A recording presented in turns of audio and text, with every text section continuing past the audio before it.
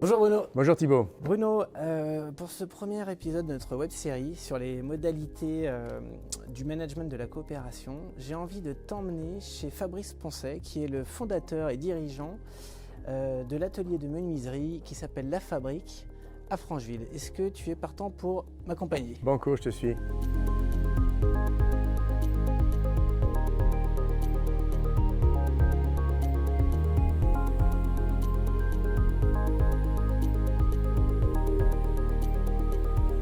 Alors quand on parle de rapport de coopération dans l'entreprise, une question se pose aussitôt, mais quelle différence y a-t-il entre rapport de coopération et rapport de collaboration? Pour comprendre la différence, il faut se souvenir que collaborer, c'est mettre du travail en commun. Et c'est mettre ce travail en commun pour le besoin d'une organisation. Donc une collaboration efficace, c'est une collaboration dans laquelle le bon travail est produit au bon moment, la bonne compétence est produite au bon moment pour l'organisation. Coopérer, on voit bien que ce n'est pas tout à fait la même chose. C'est participer à une œuvre commune à laquelle on prend une part égale. On voit bien que dans la coopération, il y a quelque chose comme une opération qui se fait ensemble, ou pour ainsi dire, tout est décidé ensemble.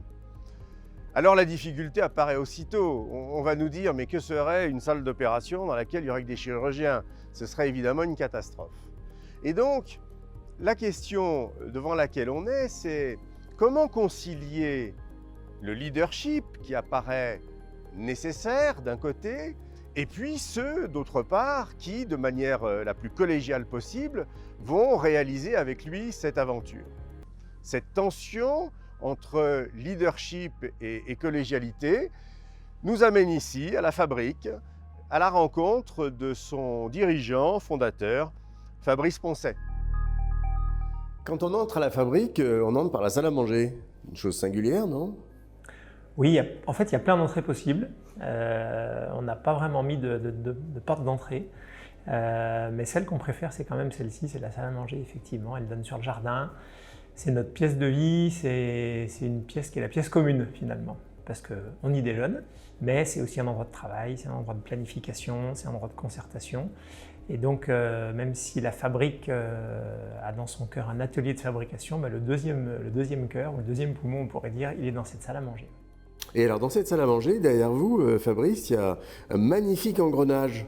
Est-ce que vous pouvez nous dire pourquoi vous avez choisi ce symbole? Alors, ce n'est pas moi qui l'ai choisi en fait. À un moment donné, l'équipe a pensé que c'était important de pouvoir expliquer qui faisait quoi dans cette entreprise. Et donc, Vincent, qui est devenu par la suite chef d'atelier, s'est proposé pour faire une représentation de notre organisation. Et ce que Vincent nous a proposé, c'était ce système de cercle, d'engrenage. Ce n'est pas une pyramide, voilà. Et ça nous a beaucoup plu avec Nicolas, mon associé, parce que ça correspondait aussi à la manière dont on envisageait les choses. L'engrenage peut avoir quelque chose d'un petit peu froid des fois, mais en tout cas, les différentes équipes ont besoin de se coordonner pour travailler ensemble et que la manière dont le pouvoir est vécu au sein de la Fabrique n'est pas ni pyramidal ni descendant, mais c'est quelque chose qui est distribué en fait. Alors ça marque en fait l'interdépendance des acteurs, c'est ça? C'est un thème qui vous est cher? Oui, j'aime beaucoup ce terme d'interdépendance effectivement, parce qu'il nous renvoie à notre finitude en tant qu'être humain. On ne peut rien faire tout seul, on ne peut rien faire dans son coin, on ne peut rien faire les uns contre les autres. Et donc se reconnaître comme ayant besoin les uns des autres pour réussir de belles choses, c'est quelque chose qui me touche. On pense avec Nicolas que le pouvoir est un problème quand il est trop pyramidal et quand il est aussi vécu comme une domination. Voilà. Et on pense que le pouvoir qui est vécu comme un service qu'on rend aux personnes avec qui on travaille ou à la structure dans laquelle on travaille, c'est quelque chose qui nous fait tous grandir. Et puis l'excès de pouvoir et la centralisation du pouvoir n'est tout simplement en fait pas efficace. Toutes les boucles, quand on doit remonter très haut chercher une décision, ça ne permet pas à l'entreprise d'être agile en fait.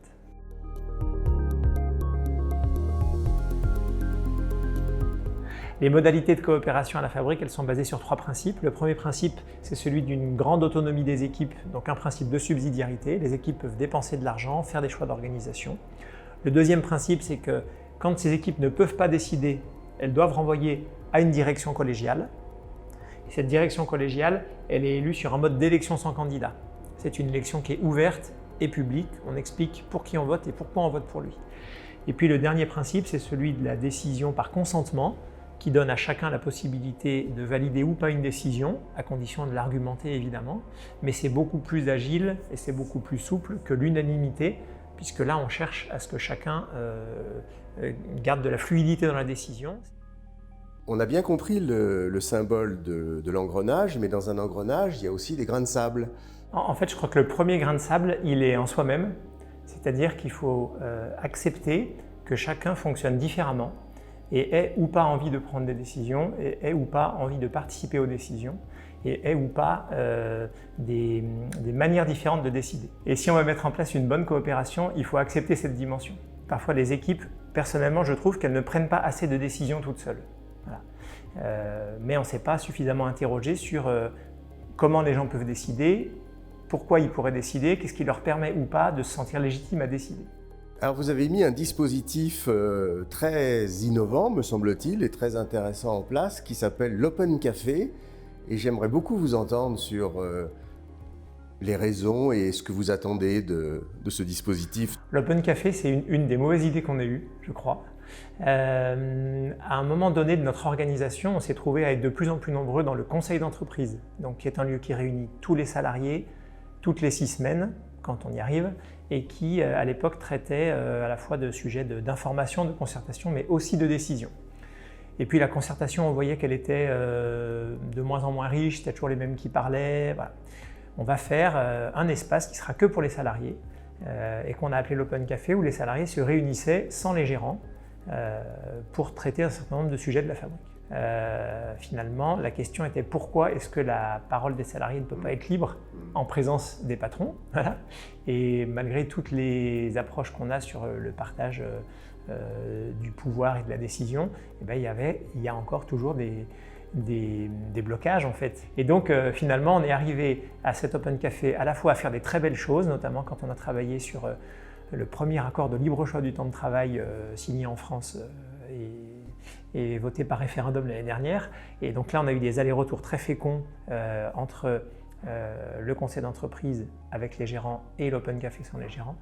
Mais on a aussi eu des moments où, faute d'avoir bien défini quels étaient les sujets qui pouvaient être travaillés et quelles étaient les possibilités de décision, on est arrivé à des demandes qui n'avaient pas de sens économiquement, qui n'étaient ni réalistes ni productifs pour la fabrique. Dans un espace où la direction n'est pas présente, ben, il peut aussi se dire des choses qui sont fausses sans qu'elles puissent être corrigées. Voilà.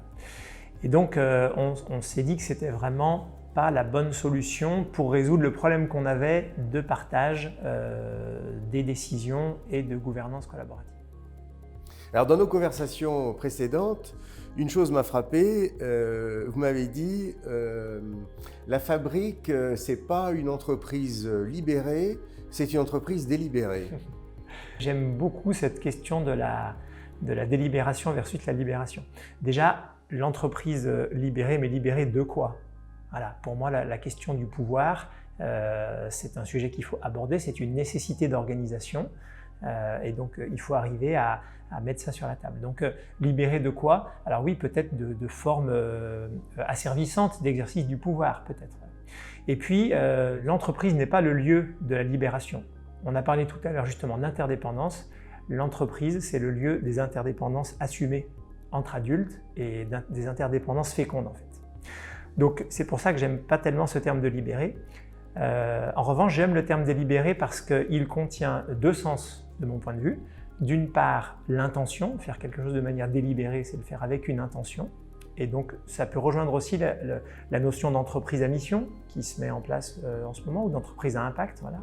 C'est-à-dire que pour nous, la finalité de l'entreprise, elle ne se limite pas à faire du profit qui est bien sûr nécessaire, mais nous, ce qu'on cherche, c'est à vivre une aventure humaine en fait. Et puis, délibérer au sens de la parole. Voilà. Et en fait, notre manière à nous de coopérer, c'est d'avoir des modes de décision qui sont collégiaux. Voilà. Ça ne veut pas dire que tout le monde a la même influence dans la décision. Je vois bien que quand on est dans la relation collégiale, il peut y avoir des paroles qui ont plus de poids que d'autres. Mais malgré tout, on a des mécanismes de décision qui sont de l'ordre du consentement, qui font que chaque personne doit consentir à la décision pour que cette décision puisse être prise. Et donc notre manière de coopérer, pour moi, elle est vraiment dans cette dimension d'une collégialité de la décision, parce que je crois qu'elle est plus riche, qu'elle est plus intéressante et qu'elle est plus au final performante pour l'entreprise. Entre leadership et collégialité, on voit bien qu'il y a une tension. Comment vous la vivez, cette tension? Comment vous essayez de la résoudre? C'est pas évident. C'est vraiment une de mes difficultés du moment. Moi, j'aspire à ce que les décisions puissent être prises en coopération au sein d'une équipe. Et en même temps, quand moi-même je suis dans l'équipe, en tant que propriétaire, gérant, leader de l'entreprise, je trouve ça difficile d'avoir une juste place et que les salariés prennent aussi leur juste place dans la décision. C'est pour ça que je mise vraiment sur les questions de consentement, où finalement chacun a une forme de droit de veto. Mais ça demande quand même un entraînement et un exercice important pour que dans une équipe où le gérant va être présent, la décision soit réellement collégiale.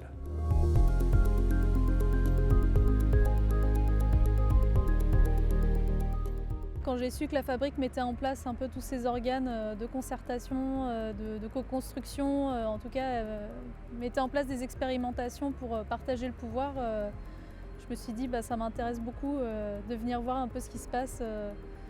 Certaines personnes étaient un peu plus libres de pouvoir dire ce qu'ils voulaient. L'avantage chez Candirkov, c'est que comme il y a un peu toutes les compétences réunies, dès qu'on parle d'un sujet, par exemple financier, etc., on sait si c'est possible de le faire ou pas. En Open Café, on n'avait pas ce genre de réalité. On n'avait pas de... Personne nous disait non, ça c'est pas possible, ça coûte trop cher d'acheter telle machine, etc. Du coup, on faisait peut-être un peu des plans sur la comète en fait. Le fait que nous, on prenne part à la décision, du coup, ça nous implique beaucoup plus. Si c'était le patron qui trancherait lui-même la décision, du coup, on serait juste là à faire ce qu'il dit et puis voilà. Waouh! Là, j'ai un double sentiment. D'un côté, je vois un homme généreux, bienveillant, bâtisseur, qui se comporte dans son entreprise comme il est dans la vraie vie, quelqu'un qui ne joue pas la comédie. Et puis de l'autre côté, je vois le chef d'entreprise un petit peu partagé, voire presque déchiré, et qui fait face à des difficultés du quotidien dans la gestion des hommes. Quel est ton regard à toi en tant que philosophe sur cette expérience? Écoute, moi je crois que ce que tu dis est très juste. Fabrice ne nous a absolument pas caché les difficultés. Il ne nous a même pas caché les erreurs qu'il a pu commettre en essayant de mettre en place ce management de la coopération. Et je crois vraiment que c'est parce qu'il ne cache pas les erreurs qu'il nous permet aussi de réfléchir et de nous interroger sur l'intérêt, les moyens à mettre en place pour obtenir ce management de la coopération. Moi, ce qui m'a quand même intéressé, c'est tous les efforts qu'il entreprend pour fédérer tous les salariés, toutes les parties prenantes de l'entreprise autour d'une aventure collective. On voit bien qu'il est dans cette logique du collaborer, coopérer, co-construire ensemble. Voilà.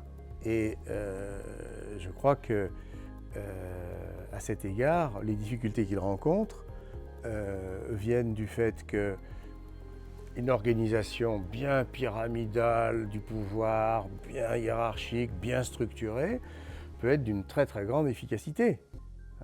Il ne s'agit pas pour nous de dire voilà, il y a un truc qui marche, il y a un truc qui ne marche pas. Simplement, on voit que lorsqu'on veut organiser le pouvoir autrement, lorsque on veut être davantage dans la concertation, dans le consentement, dans la coélaboration, eh bien, il faut dépenser... Ça ne marche pas forcément tout le temps. Et non, il faut dépenser de l'énergie pour que ce collectif puisse s'unir autour d'une aventure commune. Bon, ce qui est clair, c'est que si on regarde les sondages dans lesquels les salariés jugent leur entreprise et leur rapport au travail, ce que l'on voit, c'est qu'ils sont quand même en attente d'un partage sur le sens, d'un partage sur la direction, d'un partage sur les valeurs, d'un partage sur la proposition de valeur. de l'entreprise. On constate qu'ils ne souhaitent pas décider de tout. Ils ne souhaitent pas se mettre à la place du leader. Ils veulent reconnaître un leader qui incarne un sens. Et ça, pour moi, c'est vraiment l'exigence de demain, que le leader incarne un sens et le fasse partager aux salariés, aux parties prenantes, à ses collaborateurs, pour que tout cela constitue une véritable aventure collective. Très intéressant. Merci Bruno de nous partager ton regard. J'ai envie de t'emmener voir une autre expérience, découvrir une autre entreprise qui aborde la coopération d'une manière un petit peu moins globale, mais plus sur des projets à l'intérieur de l'entreprise et d'ailleurs une organisation pas très loin de celle d'Apsi parce que nous-mêmes on est très organisés en mode projet aussi. Est-ce que tu es partant pour qu'on aille découvrir cette deuxième entreprise? Allez, je te suis encore. Eh bien c'est parti, on y va.